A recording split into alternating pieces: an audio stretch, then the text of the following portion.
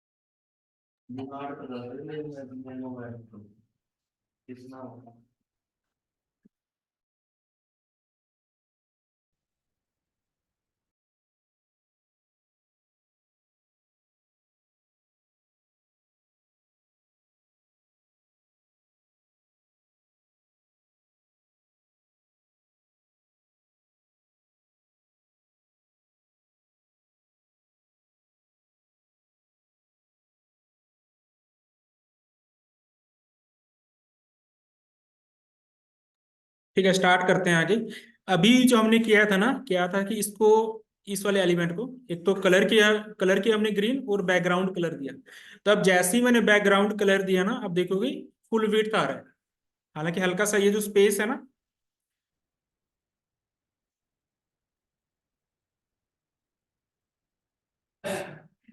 ठीक है, ये वाला जो स्पेस है यहाँ से और इस तरफ से भी है, वो बाय डिफॉल्ट आता है। उसको भी हम रिमूव कर सकते हैं सिलेक्टर का यूज करके। वो जब हम आगे सिलेक्टर्स पढ़ेंगे ना, तब बताऊंगा कैसे हटेगा।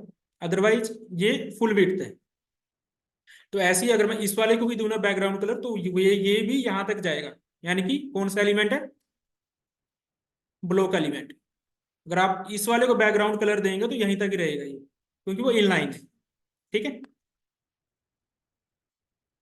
अच्छा, अब ये क्लियर है कि हमने सिंगल प्रॉपर्टी ऐड करनी हो तो ऐसे, फिर अगर एक से ज्यादा ऐड करनी है तो सेमी कोलम लगाते जाना है, फिर ऐड करते जाना। मान लो इसके बाद भी ऐड करनी है तो सेमी कोलम लगाने लास्ट में।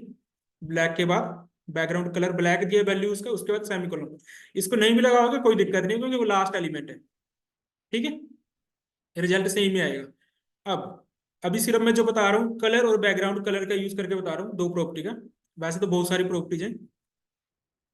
अब ये जो हमने लिखा है ये आपकी इंटरनल है। ठीक है, सॉरी, इनलाइन है। इनलाइन सीएसएस है। अब चलते हैं इंटरनल के ऊपर। इंटरनल हम कैसे करते हैं? आप चाहो तो यहाँ पर हेड के अंदर स्टाइल टैग यूज कर सकते हो। ठीक है, स्टाइल टैग यूज किया। अब ये टैग स्टार्ट किया, टैग क्लोज किया। अब मैं चाहता हूं कि मैं यहां पर इसके बीच में एक H2 ले लेता हूँ। H2 element. ठीक है, मान लो ये है मेरे पास, तो अभी यहां पर है। इसको मुझे कलर देना है या बैकग्राउंड कलर, ठीक है, कुछ भी देना है। तो यहां से कैसे दूंगा मैं? तो यहां पर, वहां तो था कि उसके अंदर लिखते थे, तो यहां मुझे बताना पड़ेगा कि मुझे H2 को देना है। अब ये सिलेक्टर है, हम इसको सिलेक्ट कर रहे हैं H2 को। फिर आपने करली ब्रैकेट्स का यूज करना है। ठीक है, इसके अंदर प्रॉपर्टी और उसकी वैल्यू लिखनी है। जैसे कि प्रॉपर्टी हमने दी कलर, और उसकी वैल्यू दे दी हमने ब्लू। आगे ऐसे ही, अब अगर एक से ज्यादा है, अभी सेमीकोलन ऑटोमेटिक आ गया इसका, अगर नहीं भी होगा तब भी चलेगा क्योंकि एक है। हाँ, इसके बाद अगर आप कुछ दूसरी लिखते हो, जैसे कि देखो अब ये ना सजेशन भी नहीं दे रहा बैकग्राउंड का, लिखने भी नहीं दे रहा मुझे। टाइप करना पड़ रहा पूरा, क्योंकि हमने क्या किया, ऊपर वाले को सेमीकोलन नहीं दिया। अब मैंने दिया तो कुछ भी अप्लाई नहीं हुआ, क्यों? क्योंकि फर्स्ट प्रॉपर्टी के बाद आपने सेमीकोलन देना है। हो गया अप्लाई अब।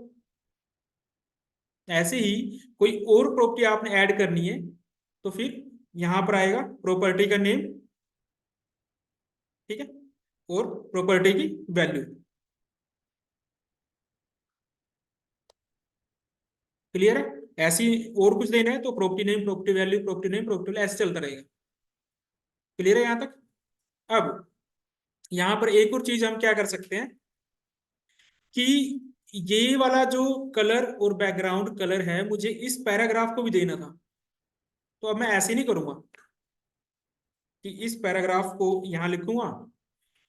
अब मैंने पैराग्राफ लिखा डायरेक्टली, ठीक है, तो जो इसको अप्लाई करूंगा ना ये चीजें, तो इसको भी अप्लाई हुआ, इसको भी अप्लाई हुआ, क्योंकि हमने ये तो बताया नहीं उसको कि किस पैराग्राफ को देना है।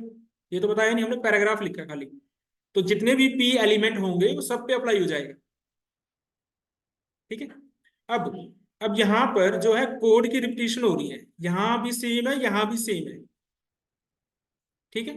तो हम क्या कर सकते हैं, ग्रुपिंग कर सकते हैं एलिमेंट्स की, यानी कि इसको यहां लिखने की बजाय आप यहां कोमा देके पी टैग, आउटपुट सेम, तो ये ग्रुपिंग हो गया, रिपीटिशन कोड आपका बच गया।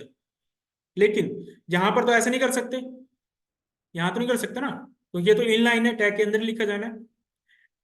जैसे कि जो ये वाला था, मुझे इस H1 के अंदर भी देना था अगर, तो मैं इसके अंदर दोबारा से लिखता ना, दोनों सेम हो गई, दोनों सेम हो गए, कलर और बैकग्राउंड सेम हो गया दोनों का। यहां तो हम कर नहीं सकते। तो एक तो बेनिफिट ये हो गया कि यहाँ रिपीटिशन ऑफ कोड बच गया। ठीक है। अब ये छोटा सा एग्जांपल था इंटरनल सीएसएस का। अब चलते हैं एक्सटर्नल सीएसएस की तरफ। तो एक्सटर्नल सीएसएस के लिए आपने यूज करना है लिंक टैग का कॉलन सीएसएस, ये आ जाएगा।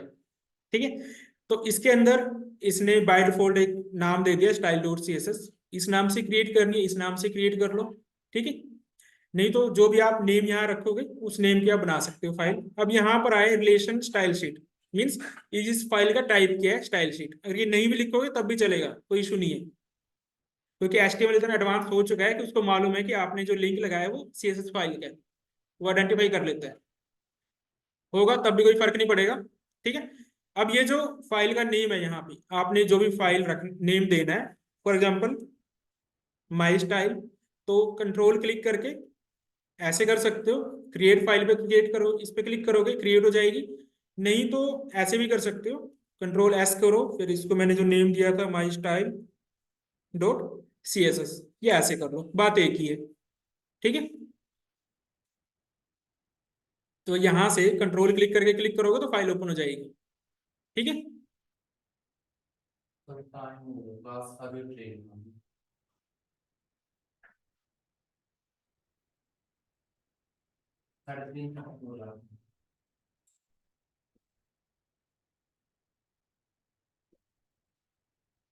अब मैं इस वाले को कमेंट कर देता हूँ, बंद कर दिया मैंने, क्योंकि मैं यहां से अप्लाई करूंगा।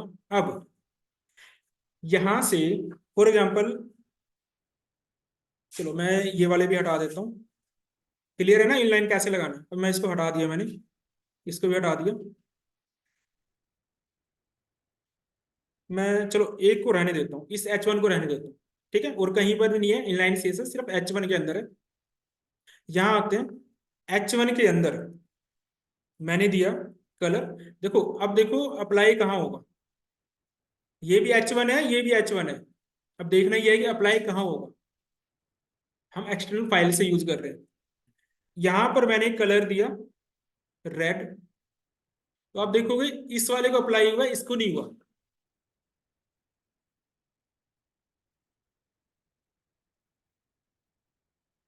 उसको अप्लाई हुआ, उसको नहीं हुआ। तो यहां पर बात आती है डिफरेंस की, कि इनलाइन, इंटरनल और एक्सटर्नल तीनों में डिफरेंस क्या है। अब मैंने H1 को दिया ना कलर, तो फर्स्ट H1 को मिला, सेकंड वाले को नहीं मिला, क्योंकि उसके अंदर इनलाइन है। तो डिफरेंस क्या हुआ, inline versus internal versus external. हाँ, क्योंकि वो उसके घर में बैठा हुआ है, समझ रहे हो। फॉर एग्जाम्पल, आप एक कॉलोनी में रहते हो, ठीक है, एक दुकान आपके घर के पास है, अगर वो आप कुछ सामान लेने जा रहे हो, अगर उस दुकान पे मिलता है, तो आप कॉलोनी के बाहर जो सड़क होता है, मेन रोड होता है आपका, अब वहां तो नहीं जाओगे ना लेने सामान, ठीक है। अब अगर इंटरनल में मैंने कोई सीएसएस नहीं दी, ठीक है, और आप अपने घर से बाहर सामान लेने गए, उस दुकान पर नहीं मिला, तो पहले आप वहां जाओगे जाओगे जाओ कॉलोनी के बाहर सड़क है आपकी, ठीक है, वहां चेक करोगे, वहां मिला तो ठीक है, अगर वहां नहीं मिला, फिर आप शहर की तरफ आते हो ना, मेन मार्केट में, तो सेम कॉन्सेप्ट यहाँ चलता है। अगर इसके घर में आपने कोई सीएसएस दी हुई है, तो वो घर वाली उठाएगा, नहीं घर के पास से, समझे पॉइंट। वहां नहीं है तो इंटरनल में देखेगा, अगर आपने दिया हुआ है तो वहां से ले लेगा, अगर इंटरनल में नहीं है तो वहां जाएगा। ये सिंपल सा एग्जांपल है, ठीक है। तो इसको नहीं मिला, इसको मिला, इसको नहीं मिला, क्योंकि इसके घर में ही हमने दिया हुआ है, ठीक है। यहां पर भी ग्रुपिंग कर सकते हो, जैसे कि मैंने H2 लगाया तो H2 के ऊपर हो गया, ऐसे ही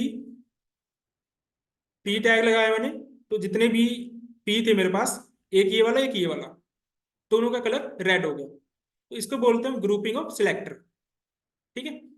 और इसको, इस सिलेक्टर को हम बोलते हैं एलिमेंट सिलेक्टर, सिंगल की अगर बात करें, जैसे कि अब ये क्या एलिमेंट सिलेक्टर, यानी कि आप एलिमेंट को सिलेक्ट कर रहे हो तो एलिमेंट सिलेक्टर है, तो ऐसे ही कल हम डिटेल में पढ़ेंगे सिलेक्टर्स, थोड़े से टाइप सिलेक्टर के, उसके बाद कुछ और भी टाइप्स हैं डीपली, वो हम बाद में पढ़ेंगे जब हमारा कोड जो है HTML का, लाइक हमने एक डिव टैग लिया, उसके अंदर फिर 3 डिव लिए, उन 3 डिव के अंदर फिर यानी कि नेस्टेड जब वो चलेगा, एक फादर है, उसके 4 बेटे हैं, उन 4 बेटों के आगे 2-2 बेटे हैं, फिर आगे एक बेट, 2-2 बेटे, ऐसे जब चलता है ना, लाइक कौन सी स्ट्रक्चर बोलते हैं हम इसको, हायरार्किकल ट्री स्ट्रक्चर। जब ट्री स्ट्रक्चर बनेगी, तो वहां पर अंदर अंदर आपने कैसे डिफाइन करना है, किसको कलर देना है, किसको नहीं देना, तो वहां पर कुछ साइन आता है, प्लस का साइन, नेगेशन का साइन, फिर आपकी वो जो ब्रैकेट होती है, उनके साइन आते हैं, तो वो कैसे करना है, या डायरेक्ट एट्रीब्यूट को भी सिलेक्ट कर सकते हैं वो, ठीक है। लेकिन उससे पहले, इसके बाद हम पढ़ेंगे, आपने 2 चीजें आपको पता होंगी, एक होता है क्लास, एक होता है आईडी। डिफरेंस पता है क्लास और आईडी में? आईडी क्या होती है? आईडी यूनिक होती है, क्लास कॉमन होती है, ठीक है। जैसे आपका भी ई कर्मा का रजिस्ट्रेशन नंबर है, वो आपकी आईडी है, यूनिक है, या आपका मोबाइल नंबर, आपका आधार कार्ड नंबर, ये यूनिक है, आपका ईमेल एड्रेस वो यूनिक है। लेकिन अगर मैं कॉमन की बात करूं, जैसे कि आप मान लो सभी बीसीए क्लास को, बीसीए आपके लिए कॉमन है, आप सभी एक ही यूनिवर्सिटी के अंडर हो, तो यूनिवर्सिटी आपके लिए कॉमन है, आप सभी एक ही कॉलेज के बच्चे, वो कॉलेज आपके लिए कॉमन है, ठीक है।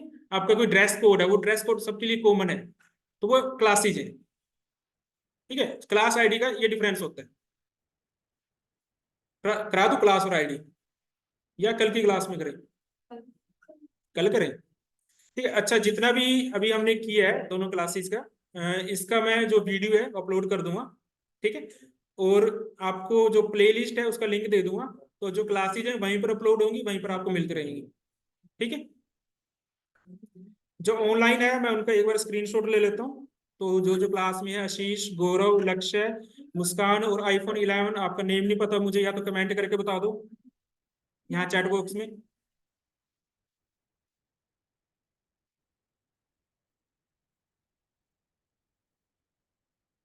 ओके भावना, ठीक है, ठीक है। मैं क्लास यही खत्म कर रहा हूँ, आपको लिंक मिल जाएगा, ठीक है, वहां से आप चेक कर लेना जो आप